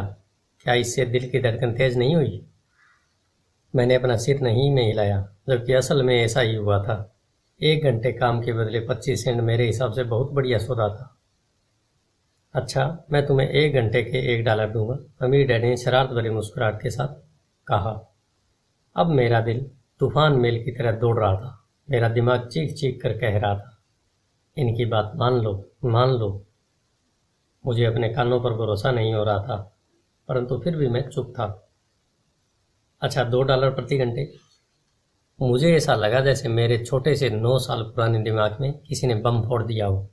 1956 में $2 प्रति घंटे की कमाई मुझे दुनिया का सबसे अमीर बच्चा बना देती। मैं इतना सारा पैसा कमाने की कल्पना भी नहीं कर सकता था। मैं हाँ कहना चाहता था। मैं सौदा पक्का करना चाहता था। मुझे नई साइकिल दिख रही थी, नए बेसबॉल के क्लब दिख रहे थे। मेरे पास कड़क नोट देखकर मेरे दोस्तों की जलन और तारीफ भी मुझे साफ दिख रही थी। सबसे बड़ी बात तो यह थी कि जिमी और उसके दोस्त मुझे फिर कभी गरीब नहीं कह सकते थे, परंतु किसी वजह से मैं खामोश खड़ा रहा। हो सकता है कि मेरे दिमाग में गर्मी बढ़ जाने के कारण फ्यूज उड़ गया हो, परंतु मन ही मन $2 प्रति घंटे का ऑफर मानने के लिए बेताब था। आइसक्रीम पिघल चुकी थी और मेरे हाथ पर बह रही थी। आइसक्रीम की डंडी खाली थी जिसके नीचे वनीला और चॉकलेट के टुकड़े थे जिनके मजे चिंटियाँ ले रही थी। अमीर डैडी हम दोनों बच्चों को देख रहे थे जो आंखें फाड़कर और खाली दिमाग से उन्हें घूर रहे थे। उन्हें मालूम था कि वे हमारी परीक्षा ले रही है, और वे यह भी जानते थे कि हमारे दिल का एक कोना उस ऑफर को मानने के लिए बेताब हो रहा था। वे जानते थे कि हर व्यक्ति की आत्मा का एक हिस्सा कमज़ोर और ज़रूरतमंद होता है जिसे खरीदा जा सकता है, और वे यह भी जानते थे कि हर व्यक्ति की आत्मा का एक हिस्सा मजबूत दृढ़ निश्चयी होता है जिसे कभी नहीं खरीदा जा सकता। असली सवाल यह था कि इनमें से कौन सा हिस्सा ज़्यादा ताकतवर है। उन्होंने अपनी ज़िंदगी में हज़ारों लोगों की परीक्षा ली थी। जब वे नौकरी मांगने के लिए आए लोगों का इंटरव्यू लेते थे तो वे हर बार आत्माओं की परीक्षा लेते थे। अच्छा, $5 प्रति घंटे? अचानक मेरे अंदर शांति छा गई। कुछ था जो बदल गया था। ऑफर बहुत ही बड़ा था और मूर्खतापूर्ण लग रहा था। 1956 में गिने चुने वयस्कों को $5 प्रति घंटे से ज़्यादा मिलता होगा। लालच खत्म हो गया था और इसकी जगह शांति ने ले ली थी। धीमे से मैं अपनी बाईं तरफ खड़े माइक की तरफ मुड़ा। उसने मेरी तरफ देखा। मेरी आत्मा का जो हिस्सा कमज़ोर और ज़रूरतमंद था वह खामोश हो चुका था। मेरा वह हिस्सा जिसे खरीदा नहीं जा सकता था वह आगे आ चुका था।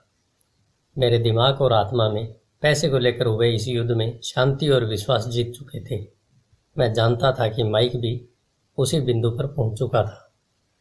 अच्छा, अमीर डैडी ने धीमे से कहा, ज़्यादातर लोगों की एक कीमत होती है और उनकी कीमत इसलिए होती है क्योंकि हम सभी में दो भावनाएं होती है, डर और लालच। पहले वो पैसे के बिना रहने के डर से कड़ी मेहनत करते हैं। इसके बाद जब हमें तनख्वाह मिलती है तो हमें लालच या इच्छा की भावना जाग जाती है। पैसे होने पर हम उन बढ़िया चीज़ों के बारे में सोचने पर मजबूर हो जाते हैं जो उस पैसे से खरीदी जा सकती है। इस तरह हमारी ज़िंदगी का एक पैटर्न बन जाता है।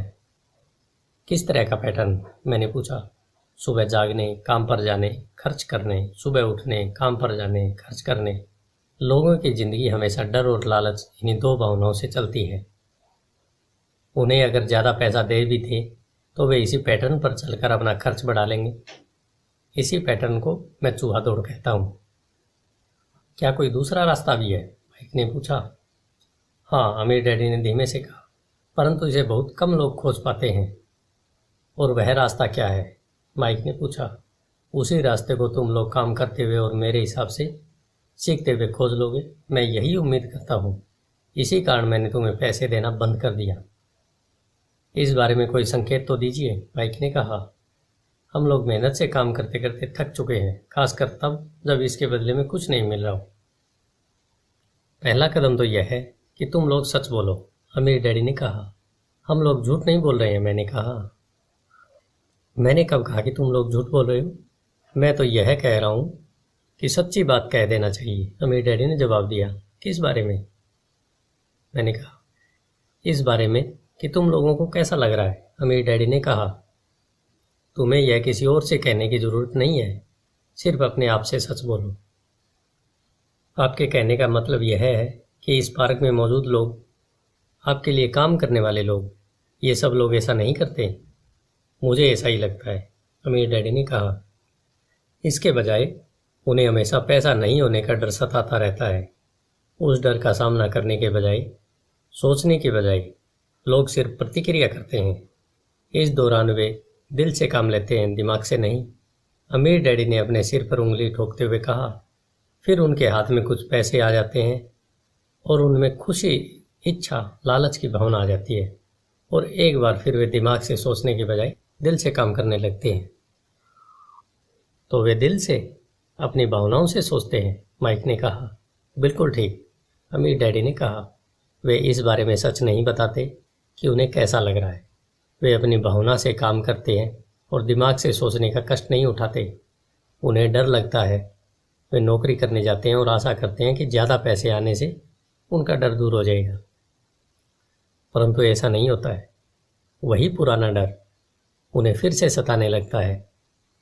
वे फिर से नौकरी करने जाते हैं और फिर आशा करते हैं कि पैसा उनके डर को कम कर देगा, परंतु ऐसा नहीं होता। डर के ही कारण वे नौकरी के जाल में फंसे रहते हैं। पैसा कमाते हैं, काम करते हैं, पैसा कमाते हैं और आशा करते हैं कि डर से उनका पीछा छूट जाएगा, परंतु हर रोज़ जब वे उठते हैं तो उनका पुराना डर भी उनके साथ उठता है।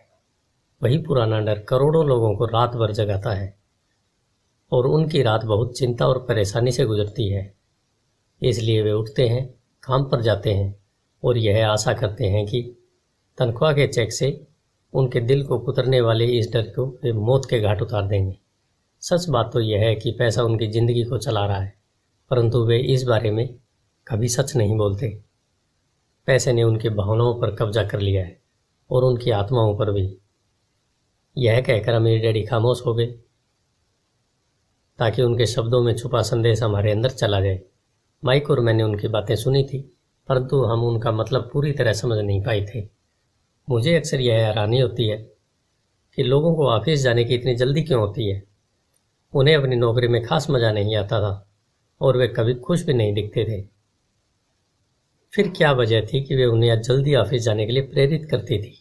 जब अमीर डैडी ने देख लिया कि हम जितना समझ सकते थे हमने उतना समझ लिया, तो उन्होंने आगे कहा, मैं यह चाहता हूँ कि तुम लोग इस जाल से बचो। दरअसल मैं तुम्हें यही सिखाना चाहता हूँ। मेरा मकसद सिर्फ अमीर बनना सिखाना नहीं है। अमीर बनने से समस्या नहीं सुलझेगी? मैंने आश्चर्य से पूछा। बिल्कुल नहीं, मुझे दूसरी भावना, इच्छा के बारे में अपनी बात पूरी करने दो। कुछ लोग इसे लालच कहते हैं, परंतु मैं इसे इच्छा कहना ज़्यादा पसंद करता हूँ। यह बुरा नहीं है कि हम किसी बेहतर, ज़्यादा सुंदर, ज़्यादा सुखद या रोमांचक चीज़ की इच्छा करें। लोग इच्छा की वजह से भी पैसे के लिए काम करते हैं। उन्हें सुख के लिए भी पैसे की ज़रूरत होती है, क्योंकि वे मानते हैं कि पैसे से सुख खरीदा जा सकता है। परंतु पैसा जो खुशी देता है वह अक्सर पल भर की होती है। उन्हें ज़्यादा खुशी, ज़्यादा आनंद, ज़्यादा आराम, ज़्यादा सुरक्षा हासिल करने के लिए और ज़्यादा पैसे की ज़रूरत होती है। इसलिए वे काम करते रहते हैं और यह सोचते रहते हैं कि पैसा डर और लालच से परेशान उनकी आत्माओं को शांत कर देगा। परंतु पैसा यह काम नहीं कर सकता। अमीर होने के बाद भी नहीं, माइक ने कहा। हाँ, अमीर होने के बाद भी नहीं, अमीर डैडी ने कहा। दरअसल बहुत से अमीर लोग इच्छा के कारण नहीं बल्कि डर के कारण अमीर होते हैं। वे सचमुच सोचते हैं कि दौलत हो तो पैसे न होने का डर, गरीब होने का डर खत्म हो जाता है। इसलिए वे ढेर सारी दौलत जमा कर लेते हैं और तब जाकर उन्हें पता चलता है कि उनका डर और बढ़ गया है। उन्हें अब इसके खोने की चिंता सताने लगी है। मैं ऐसे दोस्तों को जानता हूँ जो बहुत सा पैसा होने के बाद भी काम में जुटे रहते हैं। मैं ऐसे लोगों को भी जानता हूँ जिनके पास आज करोड़ों की दौलत है, परंतु वे आज उससे भी ज़्यादा चिंतित और परेशान हैं जितने वे अपनी गरीबी के दिनों में थे। उन्हें इस बात का डर है कि वे अपनी सारी दौलत खो देंगे। अमीर बनने से पहले जो डर उन्हें सता रहे थे, वे अमीर बनने के बाद और भी बढ़ गए हैं। दरअसल उनकी आत्मा का कमज़ोर और ज़रूरतमंद हिस्सा अब और तेज़ी से चीख रहा है। वे अपने आलीशान बंगलों, शानदार कारों और उस ऐशो आराम की ज़िंदगी को खोना नहीं चाहते जो पैसे से खरीदी गई है। वे इसी चिंता में घुलते रहते हैं कि अगर वे कंगाल हो गए तो उनके दोस्त क्या कहेंगे। इसी चिंता की वजह से कई लोग तो न्यूरोटिक और कुंठित तक हो चुके हैं। हालांकि वे अमीर दिखते हैं और उनके पास पहले से ज़्यादा पैसा है। तो क्या अमीर आदमी ज़्यादा सुखी होता है? मैंने पूछा। नहीं, मेरे हिसाब से तो ऐसा नहीं होता, अमीर डैडी ने जवाब दिया। पैसे से दूर रहना भी उतना ही बड़ा पागलपन है जितना कि उसके पीछे भागना। उसी समय कस्बे का एक पागल हमारी मेज़ के पास से गुजरा और कूड़ेदान के पास रुककर उसने कुछ ढूंढने लगा, जैसे उसे किसी ने समझा कर भेजा हो। चर्चा के इस मोड़ पर हम तीनों उसकी हरकतों को दिलचस्पी के साथ देख रहे थे, जबकि इससे पहले हमने उसे नज़रअंदाज कर दिया होता। अमीर डैडी ने अपने पर्स में से $1 निकाला और उस पागल बूढ़े को पास आने का इशारा किया। पैसा देखते ही वह तत्काल चला आया। उसने पैसे के लिए अमीर डैडी को ढेर सारी शुभकामनाएं दी और अपनी अच्छी किस्मत पर खुश होकर वह जल्दी से वहाँ से चला गया। इसमें और मेरे ज़्यादातर कर्मचारियों में बहुत सा अंतर नहीं है, अमीर डैडी ने कहा। मैं ऐसे बहुत से लोगों से मिलता हूँ जो कहते हैं, अरे मुझे पैसे में कोई रुचि नहीं है, फिर भी वे हर रोज़ 8 घंटे की नौकरी करते हैं। यह तो सच्चाई को नकारना है। अगर उन्हें पैसे में रुचि नहीं है तो वे नौकरी पर क्यों जाते हैं? इस तरह का चिंतन पागलपन का चिंतन है।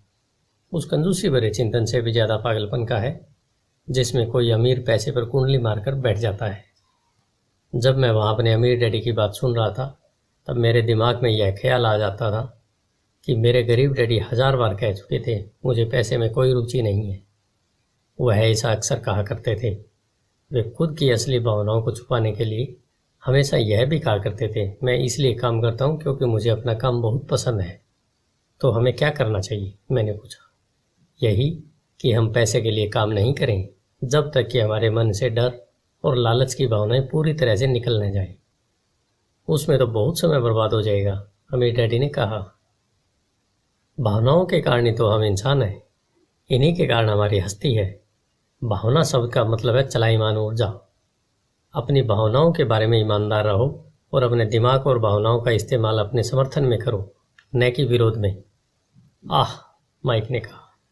अगर तुम्हें मेरी बात समझ में नहीं आई हो तो इस बारे में चिंता मत करो, आगे आने वाले सालों में तुम्हें इसका मतलब समझ में आएगा। अपनी भावनाओं पर प्रतिक्रिया करने के बजाय उनका विश्लेषण करने की कोशिश करो। ज़्यादातर लोग यह नहीं जानते कि वे अपने दिमाग से सोचने की बजाय अपने दिल की भावनाओं से सोचते हैं। आपकी भावनाएं तो आपकी रहेंगी ही, परंतु आपको अपने दिमाग से सोचना भी आना चाहिए, क्योंकि दिमाग को सोचने के लिए ही बनाया गया है। क्या आप मुझे इसका कोई उदाहरण दे सकते हैं? मैंने पूछा। नहीं। क्यों नहीं? अमीर डैडी ने जवाब दिया। जब कोई आदमी कहता है मुझे नौकरी खोजने की ज़रूरत है, तो इस बात की बहुत संभावना है कि उसकी भावनाएं फैसला कर रही है। इस विचार का असली कारण है पैसा न होने का डर। परंतु अपनी ज़िंदगी चलाने के लिए लोगों को पैसे की ज़रूरत तो पड़ती ही है। मैंने कहा। बिल्कुल पड़ती है। अमीर डैडी मुस्कुराए। मैं सिर्फ यह कह रहा हूँ कि उनके डर के कारण उनके मन में यह विचार आता है। मैं समझ नहीं पाया। माइक ने कहा। अमीर डैडी ने कहा, अगर आपके मन में पैसे की कमी का डर जाग जाए तो तत्काल नौकरी ढूंढने के लिए दौड़ मत लगाइए, ताकि कुछ पैसों के सहारे उस डर को मार दिया जाए। इसके बजाय आप खुद से यह सवाल पूछिए, क्या लंबे समय में इस डर का सबसे बढ़िया इलाज नौकरी है? मेरे ख्याल से इसका जवाब नहीं होता है, खासकर जब आप किसी आदमी की पूरी जिंदगी को देखते हैं। नौकरी दीर्घकालीन समस्या का अल्पकालीन समाधान है। परंतु मेरे डैडी हमेशा कहा करते हैं, स्कूल में पढ़ो, अच्छे नंबर लाओ, ताकि तुम्हें एक सुरक्षित और अच्छी नौकरी मिल सके। मैंने हड़बड़ी में बोल दिया। हाँ, मैं समझ सकता हूँ कि वे ऐसा क्यों कहते हैं। अमीर डैडी ने मुस्कुराकर कहा, ज़्यादातर लोग ऐसी सलाह देते हैं और ज़्यादातर लोगों के लिए एक अच्छा विचार होता है, परंतु लोगों की इस सलाह के पीछे भी डर छुपा होता है। आपका यह मतलब है कि मेरे डैडी ऐसा इसलिए करते हैं क्योंकि वे डरे हुए हैं? हाँ, अमीर डैडी ने कहा। वे घबराए हुए हैं कि शायद तुम पैसा नहीं कमा पाओगे और समाज में फिट नहीं हो पाओगे। मुझे गलत मत समझना, वे तुम्हें प्यार करते हैं और तुम्हारा भला चाहते हैं, और मैं सोचता हूँ कि उनके डर सही भी हैं। शिक्षा और नौकरी महत्वपूर्ण है, परंतु इससे डर का इलाज नहीं होगा।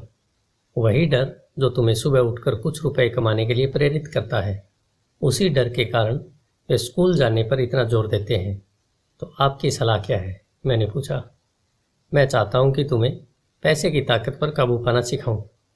पैसे का डर तुम्हारे दिमाग से निकल जाना चाहिए, और यह स्कूल में नहीं सिखाया जाता। अगर तुम इसे नहीं सीखोगे तो तुम पैसे के गुलाम बन जाओगे। अब उनकी बातें मेरी समझ में आ रही थी। वे हमारे विचारों को ज़्यादा व्यापक बनाना चाहते थे।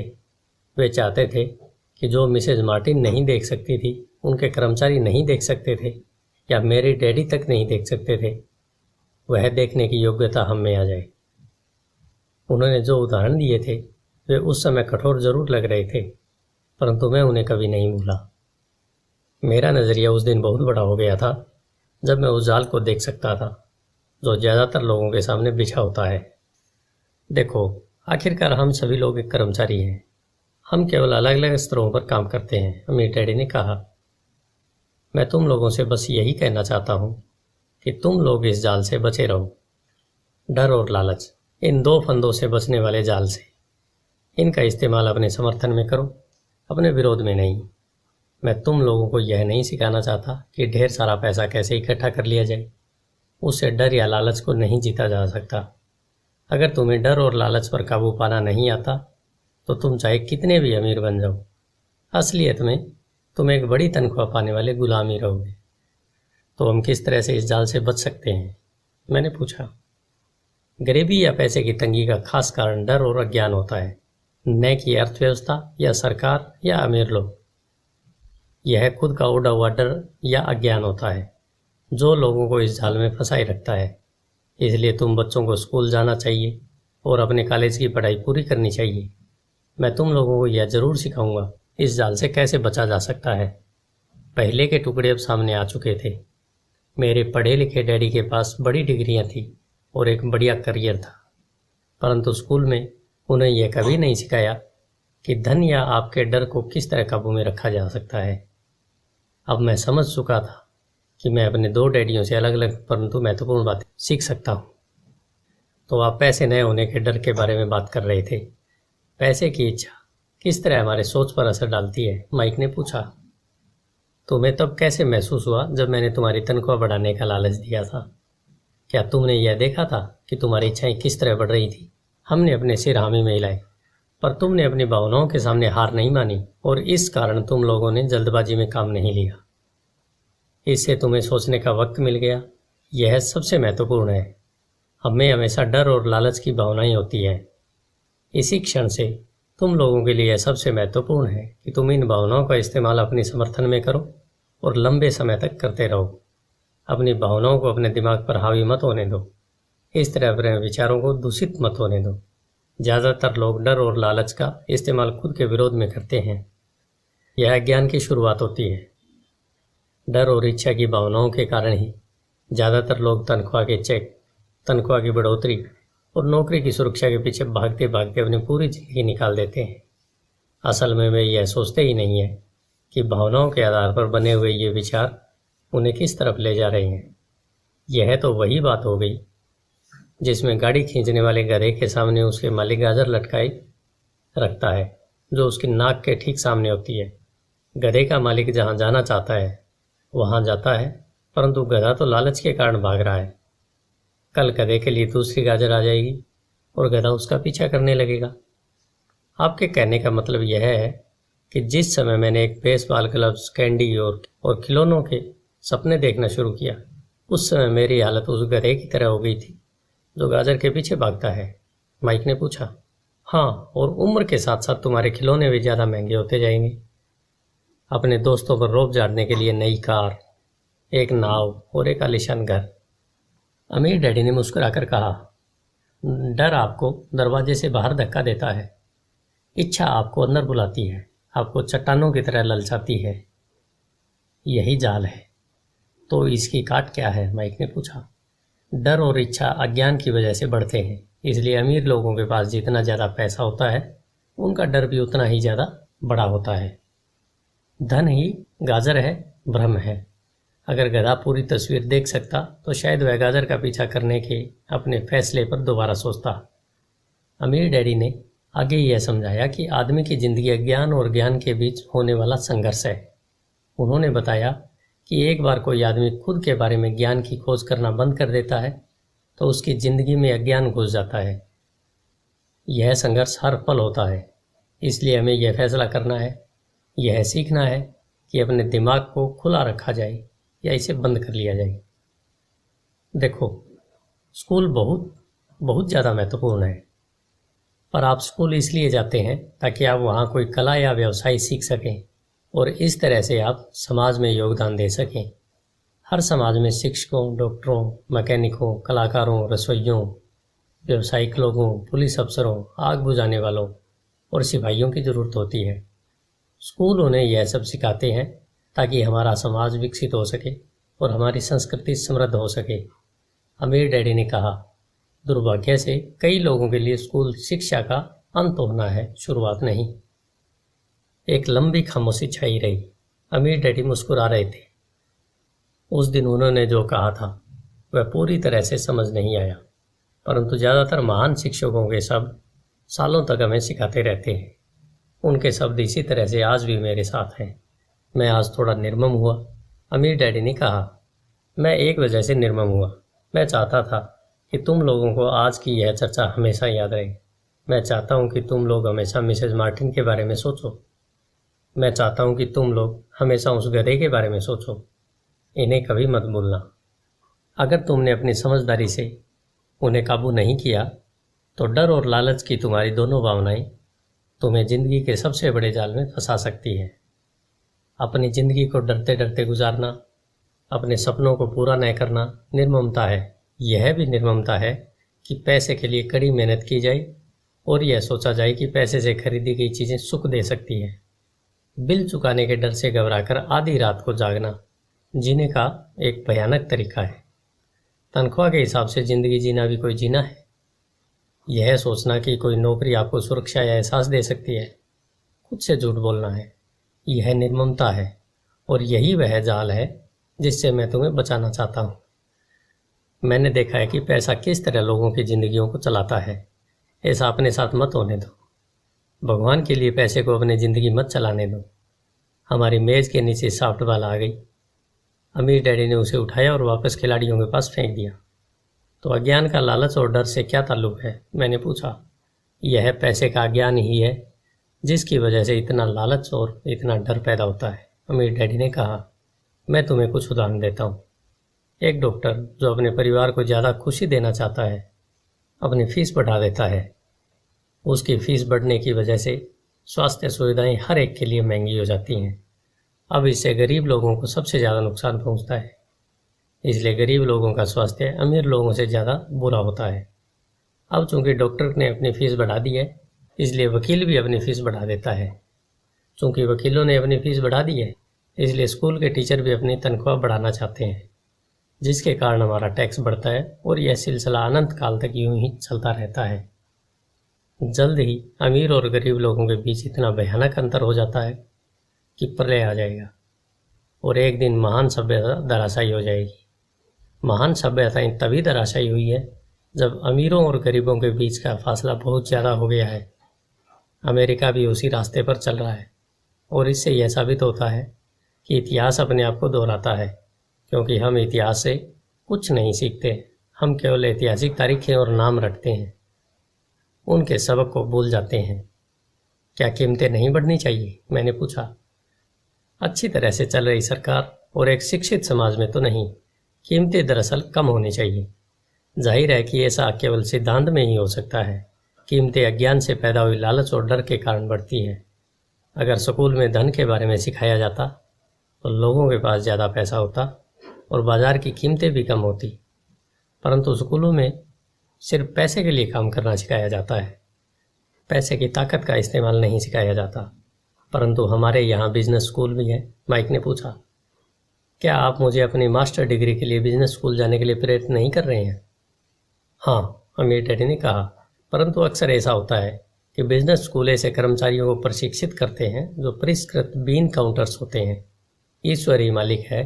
जब कोई बीन काउंटर बिजनेस संभाल ले, वे सिर्फ संख्या को देखते हैं, लोगों को निकालते हैं और बिजनेस का गला घोंट देते हैं। मैं जानता हूँ, क्योंकि मैं बीन काउंटर से काम लेता हूँ। वे सिर्फ इतना ही सोचते हैं कि लागत कैसे कम की जाए और कीमत कैसे बढ़ाई जाए। इससे बहुत सी समस्याएं पैदा हो जाती है। बीन काउंटर्स भी महत्वपूर्ण है। मैं सोचता हूँ कि ज़्यादा लोगों को इस बारे में जानना चाहिए, परंतु यह भी पूरी तस्वीर नहीं बताती। अमीर डैडी ने गुस्से से कहा। तो फिर क्या कोई इसका हल है? माइक ने कहा। हाँ, अमीर डैडी ने कहा, सोचने के लिए अपनी भावनाओं का इस्तेमाल करना सीखो। अपनी भावनाओं के बहाव में आकर मत सोचो। जब तुम लोग मुफ्त में काम करने के लिए तैयार हो गए थे तो तुमने अपनी भावनाओं को काबू में रखना सीख लिया था। तभी मैं समझ गया था कि तुमसे उम्मीद की जा सकती है। जब मैंने तुम्हें ज़्यादा तनख्वाह का लालच दिया तब तुमने एक बार फिर भावनाओं की बात नहीं मानी। तुम ताकतवर भावनाओं के बावजूद सोचना सीख रहे हो। यह पहला कदम है। यह कदम इतना महत्वपूर्ण क्यों है? मैंने पूछा। यह तुम अपने आप जान पाओगे। अगर तुम सीखना ही चाहते हो तो मैं तुम लोगों को ब्राइन पैच में ले जाऊंगा। यह वह जगह है जिससे लोग बचते हैं। मैं तुम्हें उस जगह पर ले जाऊंगा जहां जाने से ज़्यादातर लोगों को डर लगता है। अगर तुम मेरे साथ जाओगे तो तुम्हारे मन से पैसे के लिए काम करने का विचार निकल जाएगा। इसके बजाय तुम यह सीखोगे कि पैसे से कैसे काम लिया जाता है। और अगर हम आपके साथ जाते हैं तो हमें क्या मिलेगा? अगर हम आपसे सीखने के लिए तैयार होते हैं तो हमें क्या मिलेगा? मैंने पूछा। वही जो ब्रायर रैबिट को मिला था, अमीर डैडी ने कहा। टार बेबी से आज़ादी। क्या ऐसा कोई ब्रायर पैच होता है? मैंने पूछा। हाँ, अमीर डैडी ने कहा, डर और लालच ही ब्रायर पैच है। अपने डर से पीछा छुड़ाकर, अपने लालच का सामना करके, अपनी कमजोरियों और ज़रूरतों को पहचान कर ही हम बाहर निकलने के रास्ते तक पहुंचते हैं। और बाहर निकलने का रास्ता हमारे दिमाग से होकर गुजरता है। यही विचारों को चुनने से? माइक ने आश्चर्यचकित होकर पूछा। हाँ, इस विचार को चुनकर कि हम क्या सोचेंगे, बजाय इसके कि हम अपनी भावनाओं में बहकर लगातार प्रतिक्रिया करते रहें। सुबह उठने और काम पर जाने से ही आपकी समस्याएं नहीं सुलझ जाती, क्योंकि बिल चुकाने के लिए पर्याप्त पैसा न होने का डर आपको सताता रहेगा। सोचने से आपको एक खुद से सवाल पूछने का समय मिलता है। इस तरह का सवाल, क्या इस समस्या का सबसे बढ़िया समाधान इस पर और ज़्यादा मेहनत करना है? ज़्यादातर लोग इतनी बुरी तरह घबराए होते हैं कि वे खुद अपने आप को असली बात नहीं बताते कि डर हावी हो रहा है, और नतीजा यह निकलता है कि वे सोच ही नहीं पाते और इसकी बजाय दरवाजे से बाहर दौड़ लगा देते हैं टारवे भी हावी हो जाती है। अपने विचार चुनने से मेरा यही मतलब था। पर हम ऐसा किस तरह करेंगे? माइक ने पूछा। यही तो मैं तुम्हें सिखाना चाहता हूँ। मैं तुम्हें यह सिखाऊँ। तुम्हारे पास चुनने के लिए विचारों के विकल्प होने चाहिए ताकि तुम हड़बड़ी में काम करने से बच सको। जैसे अपनी सुबह की कॉफ़ी पीकर दरवाजे से बाहर दौड़ लगाने की आदत से। मैंने तुमसे पहले कहा था, उसे याद रखो। नौकरी दीर्घकालीन समस्या का अल्पकालीन समाधान है। ज़्यादातर लोगों के दिमाग में सिर्फ एक समस्या होती है और यह थोड़े समय की होती है। यह समस्या होती है महीने के आखिर में चुकाए जाने वाले बिल यानी टारबेवी। अब पैसा उनकी ज़िंदगी चलाता है, या मैं यह कहूँ कि पैसे को लेकर उनका डर और अज्ञान उनकी ज़िंदगी चलाते हैं। तो वे वही करते हैं जो उनके माता पिता ने किया था। सुबह उठो और पैसे के लिए काम करो। वे इतना समय भी नहीं निकाल पाते कि यह सोच सकें क्या कोई दूसरा तरीका है। इस वक्त वे दिल से सोचते हैं, दिमाग से नहीं। दिल से सोचने और दिमाग से सोचने में क्या फ़र्क होता है? माइक ने पूछा। अमीर डैडी ने जवाब दिया, मैं इस तरह के जुमले अक्सर सुनता हूँ। हर आदमी को काम करना पड़ता है, या अमीर लोग शोषक होते हैं, या मैं दूसरी नौकरी ढूंढ लूँगा, मेरी तनख्वाह बढ़नी चाहिए, आप इस तरह मेरा शोषण नहीं कर सकते, या मैं इस नौकरी को इसलिए पसंद करता हूँ क्योंकि यह सुरक्षित है।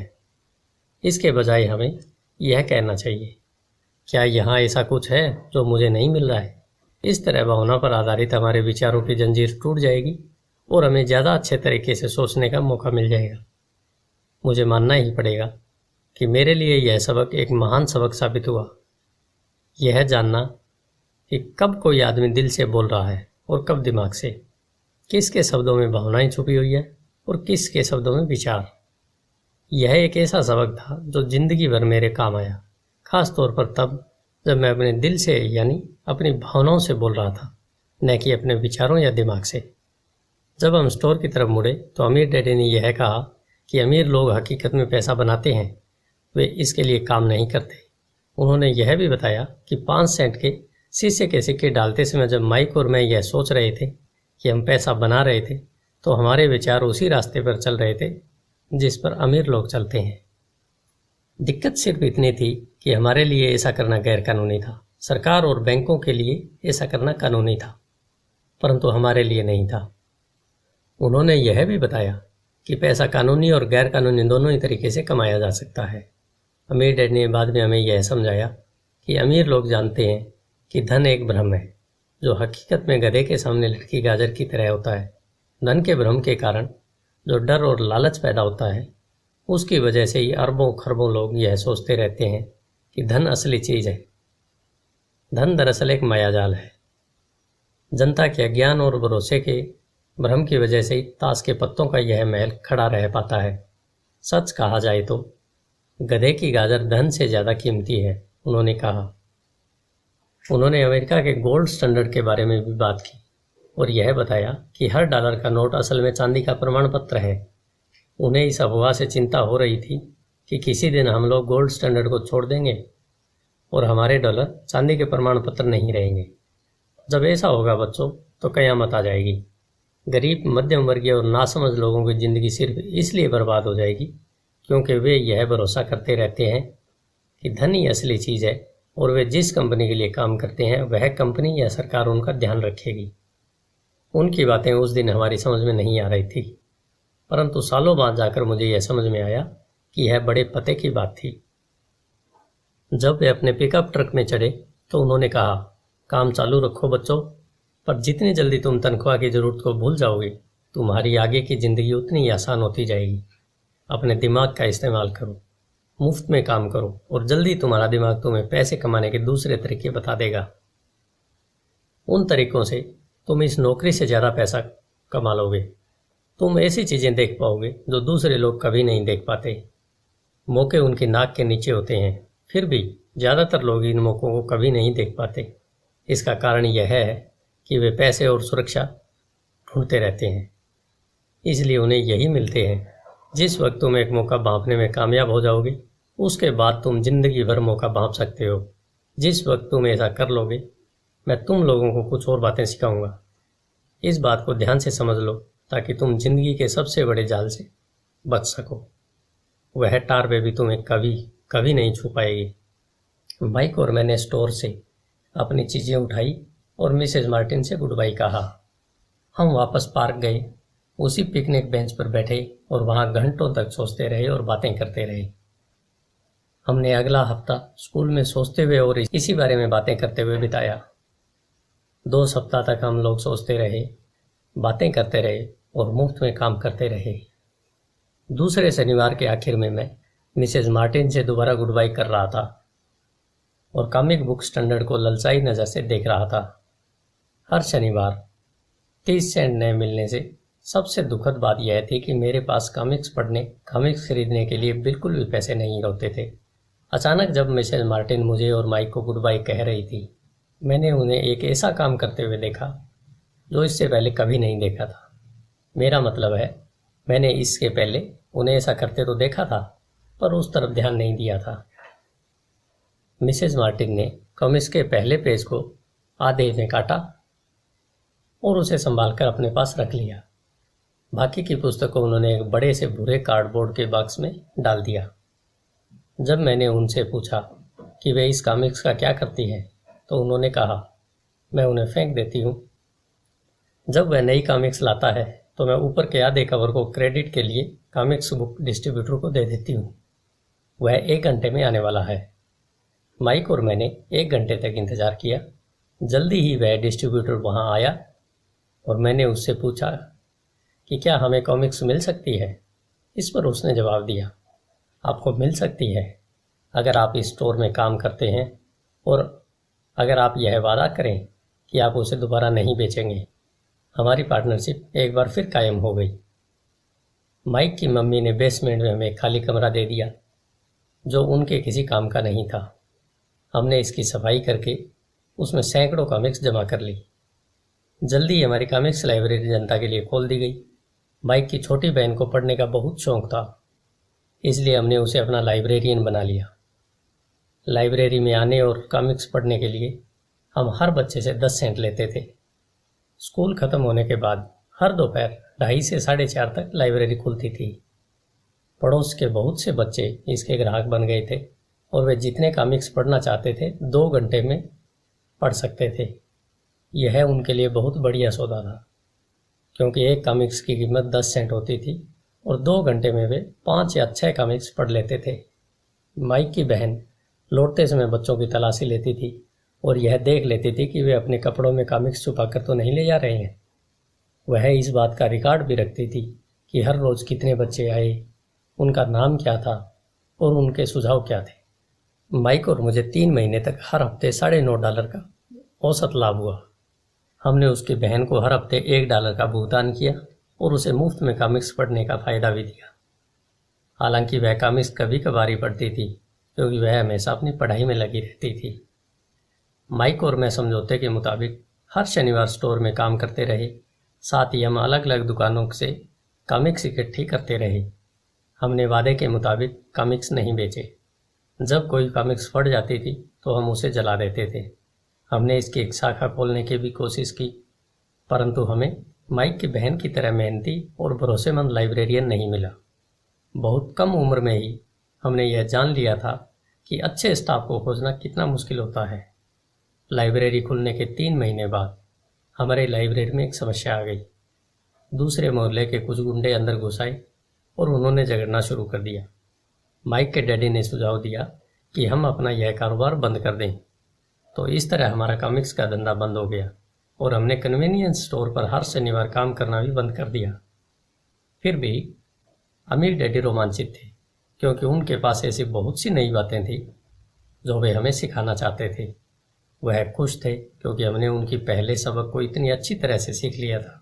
हमने यह भी सीख लिया था कि पैसे से अपने लिए काम कैसे करवाया जाए। स्टोर में नौकरी के बदले में पैसा नहीं मिलता था, इसलिए हमें मजबूरन अपनी कल्पना शक्ति पर जोर डालना पड़ा ताकि हम पैसा कमाने का कोई दूसरा तरीका ढूंढ सके। कॉमिक्स लाइब्रेरी हमारा अपना व्यवसाय था। हमारा धन हमारे काबू में था और हम किसी मालिक के मोहताज नहीं थे। इसमें सबसे अच्छी बात यह थी कि हमारे व्यवसाय से हमें तब भी पैसा मिलता था जब हम वहाँ स्वयं मौजूद नहीं होते थे। उस समय हम पैसे के लिए काम नहीं करते थे, बल्कि हमारा पैसा हमारे लिए काम करता था। ज़्यादा तनख्वाह देने की बजाय अमीर डैडी ने हमें इतनी बढ़िया नसीहत दे दी थी। धन्यवाद।